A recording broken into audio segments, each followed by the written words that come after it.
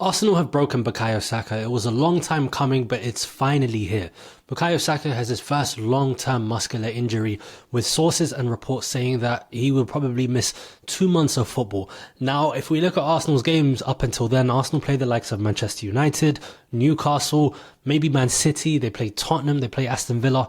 They're all huge games that Bukayo Saka will be missing. So how do Arsenal get out of this situation? And what even led to this moment of Bukayo Saka picking up a long-term injury? Now, ever since Bukayo Saka came into the Arsenal team, he has been playing game after game. He's played minute after minute, season after season since the 1920 Premier League season. In fact, if we take a look at the numbers of minutes that he's played, he is second to Eden Hazard for minutes played under 24 years old. This is a player who unfortunately has a major weight on his shoulders when it comes to playing for Arsenal. And at the moment, yes, it wasn't really too obvious in the times that he was playing. He was picking up little niggles. It first happened in the 21-22 season when he had some hip injuries. Then it turned into an Achilles problem, especially last season. That hip injury is never going away. And now he's picked up a long-term hamstring injury. It happened earlier on in the season on international break. It happened kind of against Chelsea. There was some murmurs of him missing games, and then he missed yet another international break. And now we're here with him missing potentially 8 weeks of football with a grade 2 hamstring tear. Now, for me as an Arsenal fan, look, this was inevitable. Bukayo Saka has been carrying us for such a long time, and he was going to break. It's like Mohamed Salah, right? I remember last season for Liverpool was the first time he actually ended up getting a muscular injury, and Liverpool faltered. Similarly for Bukayo Saka this season, he's missed some games here and there, but this is going to be the first kind of like the first time that Arsenal aren't relying on Saka for an extended period of time. So from our point of view as Arsenal fans, what can we do? What can Mikel Arteta do to kind of mitigate this situation and to hopefully weather this storm? Now, step one, obviously you have to look at internal solutions. Now, in an interview that he mentioned today, he looked at the likes of Gabriel Martinelli, Gabriel Jesus, Leandro Trossard, maybe even Kai Havertz playing in that position, Ethan Nwaneri too. I feel like one of the themes that was running through all of his questions is that Mikel Arteta needs help.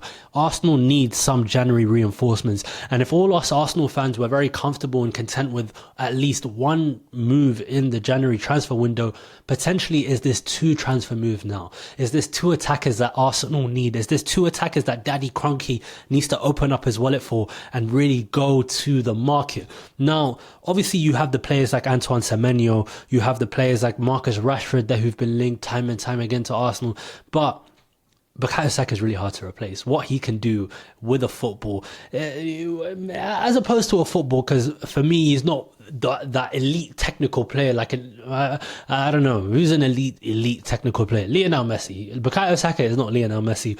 But what he does to this Arsenal team is temporizes our flow in attack. You will never find a playmaker in the Premier League like Bukayo Saka. I don't mean assists. I don't mean final numbers. It's everything that he does on and off the ball. His recovery numbers, his on-ball numbers. I think he's the most creative player in the Premier League this season. Of course, him and Mohamed Salah are like The Rock and John Cena at WrestleMania 28. I hear voices in the air. Here I'm loud and okay, I'm just waffling now. But one thing that this speaks to is potentially Arsenal's dependency on Bukayo Saka. We kind of saw a similar dependency on Martin Odegaard's absence, and Arsenal really struggled without him because he's probably the only pockets player at Arsenal. And when you think about missing Bukayo Saka for a similar period as Martin Odegaard, you think about Arsenal's only reliable attacker. You think about Arsenal's only world-class attacker, and you think about Arsenal's only great attacker. Now, with Gabriel Jesus back in good form, I guess, I don't know how long that's going to last, but if he can really keep this form up, and I don't even mean the goal scoring, I just mean allowing Arsenal to play through the centre, I think it can be okay. I think we will be able to weather the storm, but we cannot detract from the fact that Arsenal need transfers. Please, Mr. Kroenke, Mr. Stan Kroenke, Mr. Josh Kroenke, please open up your wallet. We need it. We need money.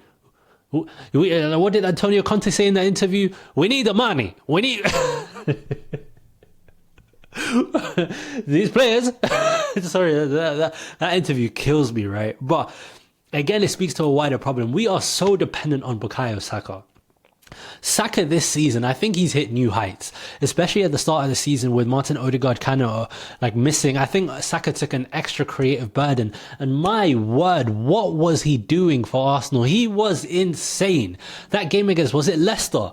Man didn't score, he didn't assist, but what did he get? Was it a 9.4 SOFA score rating? That's exactly what we're talking about with Bukayo Saka. It's more than the numbers, it's more than the stats, it's more than the goals and assists, because you know, you can't beat Mohamed Salah when it comes to that.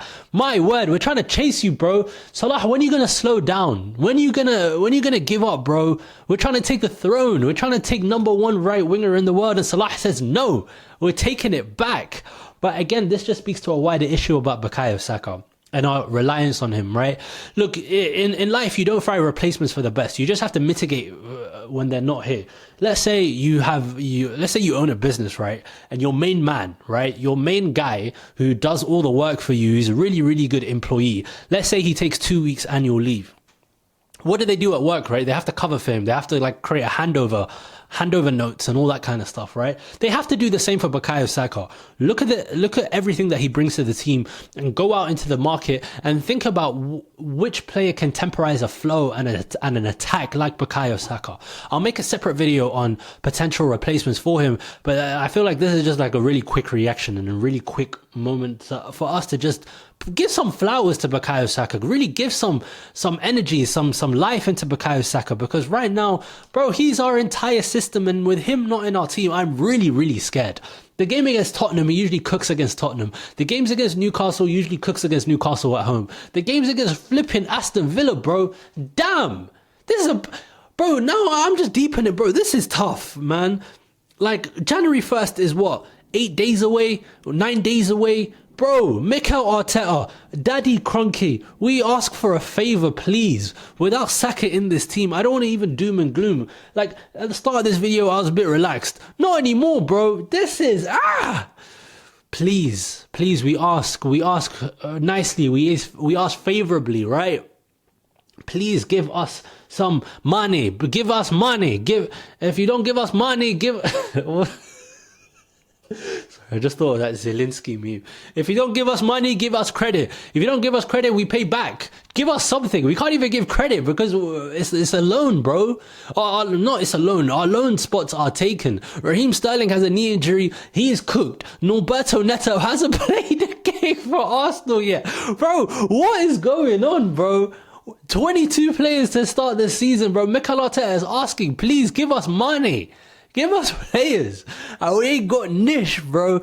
This video is just turning into a mental degradation of myself. Please, we need players. We need to replace Bukayo Saka. And if we don't, we're cooked. That's the end of this video. I hope you enjoyed it. I hope you laughed along with me in my maniacal hysterics, because man, we are cooked without him.